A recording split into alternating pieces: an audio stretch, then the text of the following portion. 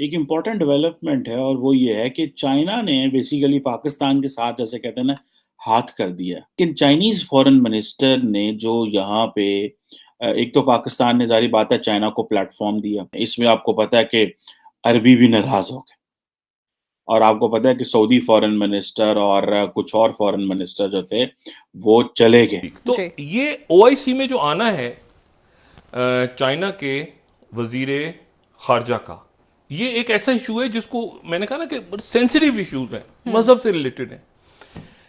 अच्छा, तो ये टेरिटोरियल डिस्प्यूट के साथ साथ का रिलीजियस एंगल भी है। आई थिंक कुवैती थे और कुछ और अरब ममालिक के तुर्की के फॉरेन मिनिस्टर जो थे वो भी चले गए और उन्होंने भी परेड नहीं देखी। इमरान खान को निकाला जा रहा है तो उनके ऊपर अगर केसेस बनेंगे, मैंने तो ये तक सुना है कि जेल भी तैयार हो रही है। जो ये कहा करते थे नवाज शरीफ के पंखा निकाल दो, एसी निकाल दो, टीवी निकाल दो, ये सब इनके साथ भी होने जा रहा है। और उसके बाद देखें, अगर मेरा ख्याल में आज इन्होंने दूसरी स्पीच की इस्लामोफोबिया, दुनिया को प्रचार करने से पहले ये खुद सोचे सियालकोट में आपने क्या किया था वहां पे। और आज मुझे अफसोस है कि 16 साल की एक लड़की, हिंदू लड़की, आज सखर में उसको अगवा करने की कोशिश में गोली मार दी गई। आपके घर में क्या हो रहा है इस्लामोफोबिया के साथ? तो इट मीन्स के सऊदीज और टर्क्स जो है वो नाराज हुए। और जय हिंद दोस्तों, a very warm welcome to Hindustan special channel. बड़ी खबर निकलकर सामने आ रही है कि सऊदी, तुर्की और कई देशों के विदेश मंत्री ओआईसी कॉन्फ्रेंस को बीच में ही छोड़कर अपने देश वापस परत गए। पाकिस्तानी मीडिया ये चर्चा कर रहा है कि क्योंकि हमने ओआईसी की बैठक में चीन के विदेश मंत्री को बुलाया और वो ओआईसी का मेंबर भी नहीं है, बस इसी बात से नाराज होकर कई देशों के विदेश मंत्री अपने देश वापस लौट गए।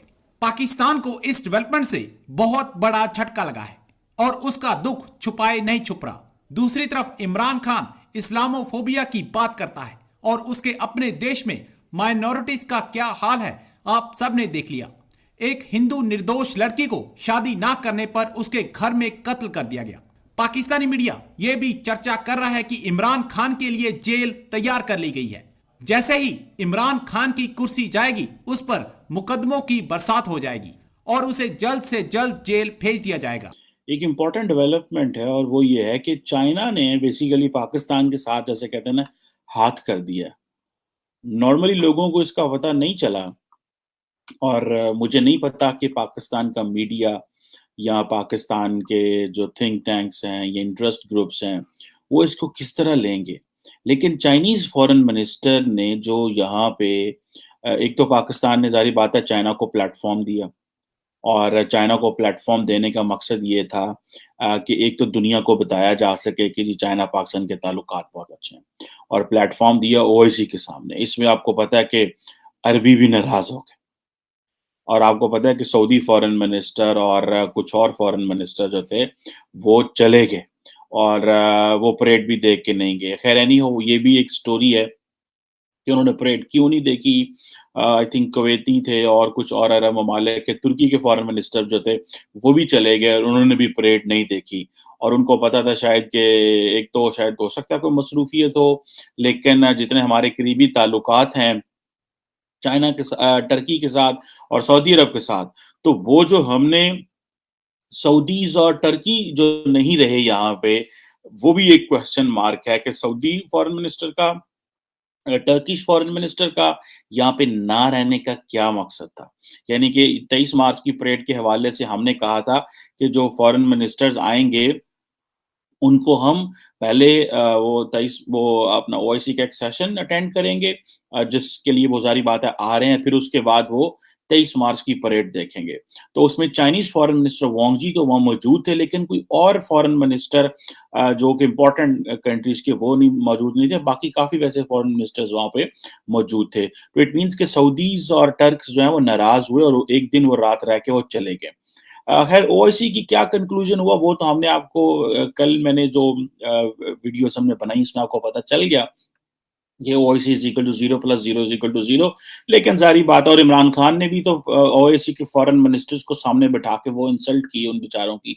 जो बंदा वो सोचते होंगे हम कहाँ फंस गए हैं, इमरान खान के हाथों जो है वो हम फंस ही गए हैं कि जब भी हमें आगे बैठाता है और आके उल्टा हमारी ये इंसल्ट कर देता है इमरान खान कि ओआईसी कुछ नहीं कर सका, ये पेपर टाइगर है, मगरब हमारा मजाक उड़ाता है, सो एंड सो, इस तरह की बातें जो उन्होंने की आपने देखी। लेकिन जो काम जिन्हों कहते ना कम चीन पा गया सानू, oh that is something to ponder upon. First of all उन्होंने कहा जी कि अब जो नॉर्मली लोगों को इसको समझ नहीं आएगी, लेकिन आप जितने इस वक्त इंटरनेशनल हेडलाइंस देखें उसमें एक ही चीज आ रही है कि China Pakistan share concern about sanctions on Russia. China says, China कहता है कि चाइना और पाकिस्तान जो है वो जो रशिया के बारे सैंक्शंस हैं वो उसके बारे में कंसर्न है।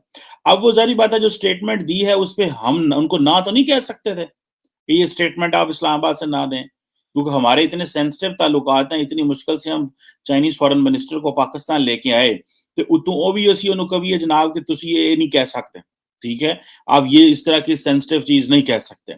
और चाइना जो है वो ये एक इम्पैक्ट तो है। अब मेरा नहीं ख्याल कि पाकिस्तान के फॉरेन ऑफिस ने स्टेटमेंट को इस तरह जारी किया, लेकिन एक चीज तो बड़ी क्लियर है कि पाकिस्तान जो है वो टाइम एंड अगेन वो अमेरिकन को और वेस्टर्न पार्टनर्स को जो है ना वो उनके ऊपर क्वेश्चन मार्क लगा रहे हैं। और पाकिस्तान और अमेरिका में और बाकी दुनिया में जो इस वक्त समझा जा रहा है कि पाकिस्तान की जो फॉरेन पॉलिसी जो टिल्ट है वो चाइना की तरफ हो गया, दैट इज एस्टैब्लिश्ड। और यहाँ पे मैं बहुत सारे लोगों से भी मिला हूँ, सरकारी, गैर सरकारी, नीम सरकारी, प्राइवेट लोगों से भी। जारी बात है यहाँ पे जो एकेडेमिया है या कंसर्न क्वार्टर्स होते हैं, तो उनसे जो पहली मुलाकातों से जो मुझे एनालिसिस लगा, जो एनालिसिस मैंने किया, जो मैंने क्रक्स निकाला और जो मैंने एक डिडक्ट किया, वो बेसिकली यही था कि ये एक हमें हमारे बारे में तासुर है कि अब हम चाइनीज ब्लॉक का हिस्सा हैं। तो उनको बुला के पाकिस्तान में ये शहनशाह अकबर ने गुर्बत का मजाक क्यों उड़ाया अपने पाकिस्तान का, जहां पे 2 वक्त के खाने के लिए लोग तड़प रहे हैं। हालात आज के ये हैं कि आज इस वक्त चीमा साहब डॉलर 184 रुपए का फिर भी नहीं मिल रहा और पेट्रोल 115 रुपए का हो चुका है।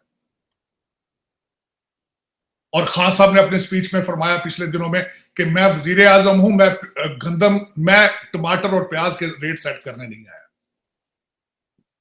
हजूर, एक तरफ मेरा मकसद, एक तरफ आप कहते हैं कि आप एमएनएस के बाप हैं, तो आप इनके सुतेले में आप बाप ही बन जाए जिन्होंने वोट दिए में आपको, जो जलसों में आपके सामने आप भर भर के बसों में ले आते हैं, वो टमाटर खाते हैं, प्याज खाते हैं, रोटी खाते हैं, जो इनके नहीं मिल रही इस वक्त। और उसके बाद देखें, अगर मेरा ख्याल में आज इन्होंने दूसरी स्पीच की इस्लामोफोबिया, दुनिया को प्रचार करने से पहले जरा खुद सोचें सियालकोट में आपने क्या किया था वहां पे। और आज मुझे अफसोस है कि 16 साल की एक लड़की, हिंदू लड़की, आज सखर में उसको अगवा करने की कोशिश में गोली मार दी गई। आपके घर में क्या हो रहा है इस्लामोफोबिया के साथ? आप अपना काम छोड़कर, अपना बैकयार्ड में अपना होमवर्क छोड़ के आप दुनिया के लीडर बनने की कोशिश कर रहे हैं। घर में तो पहले देखे क्या हो रहा है, आपके अकलीतों के साथ क्या हो रहा है पाकिस्तान में।